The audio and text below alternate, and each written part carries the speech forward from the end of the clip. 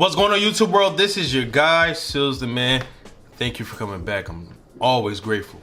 You know, in this life, in this journey, you're gonna run into people, you like them, they're super attractive, y'all vibing, you think the chemistry is there and strong, but as days go by and maybe weeks go by, things get a little weird. As the person shows their true selves to you, or you show, more of yourself to them, things get awkward in a way. Why is this? You know, I'm going to talk about in this video the biggest signs from my mind why two are just not, sadly, unfortunately, not compatible. It really sucks. It really sucks. So I gotta talk about this. But before I start, make sure you follow me, subscribe, like, tell us about your stories in the comment section below, because I'm all about community and I'm all about learning from each other. So let's get straight to it. The first sign that you two may be just not compatible with each other is that there's an imbalance in the aspects of your relationship. Like, y'all are great in intimate moments when you're close to each other, or moments you're having physical touch with each other, but you're terrible. You two are terrible when it comes to real conversations, dialogue, communication. You cannot have a whole of a thing, which is a whole relationship, if you are divided in the aspects that makes up that relationship, especially when the difference is extreme. Like, every relationship has problems with communication, maybe.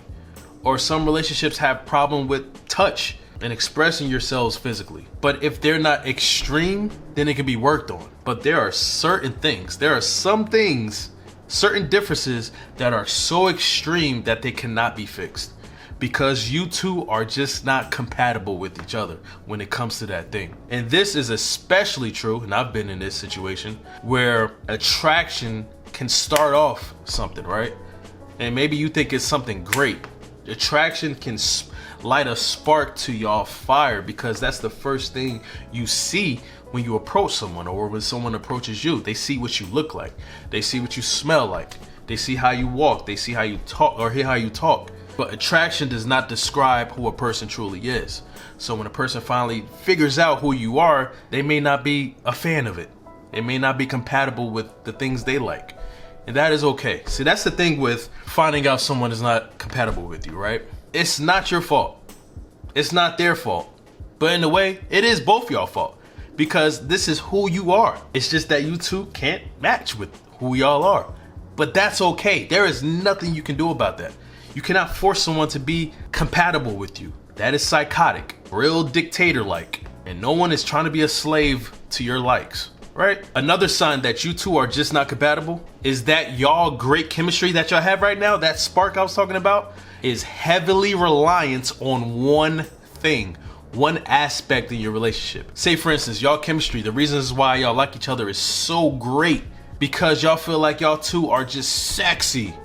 Y'all just look good together. Y'all look good together in pictures. Y'all parents and y'all families tell y'all how good y'all look together.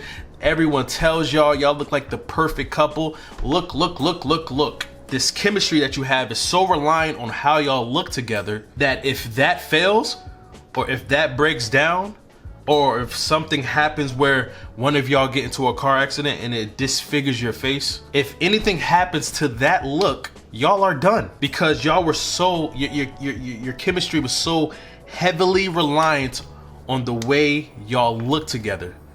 But the other things y'all had were weak, or wasn't strong. Another thing that I see a lot, and it's sad, is when a couple comes together through bonding of trauma. So now they're so reliant on the similarities of their trauma, and they feel like because they went through the similar type or the same type of trauma, that they belong together because no one else understands them. And now they are together just because of their trauma, but they're not as equally yoked or bonded on finding a solution or getting better. They're just together because of their similar trauma. So when a relationship success is heavily, and I'm talking about extremely dependent on one thing and not distributed good enough to the other aspects and components of the relationship, that can create incompatibility. The next sign that you two are not compatible is that your relationship is more GMO than it is organic. Sealz, what are you talking about? Well, I'm going to talk about it right now. What is GMO? Genetically modified. And what is organic? Natural, real, of the source. When you are together because it is forced or manufactured, y'all have no similarities or no bonds or no links between each other, that is GMO. That is modified from an outside source. But when you meet a person, when you meet a good vibe and it just clicks, y'all communicating well, it's flowing, y'all are having a symphony with each other. Everything's just right, but it's natural. There's no forced laughter. It's organic. As you see, there's a huge difference between those two, right? When your relationship is not forced, even in your dating, when you're dating someone and it's not forced, like you're not forcing yourself to text this person, or you're texting this person always and their communication sucks, or they're not being present, and now you're forcing this person almost to be with you, that is GMO. That's fake. It's not real. Because if it's real, you will feel it. Y'all two will feel it together. Let's go to the next sign that you are not compatible with your significant other, which is y'all argue about everything, bro. Everything. Specifically, the basic things y'all believe in.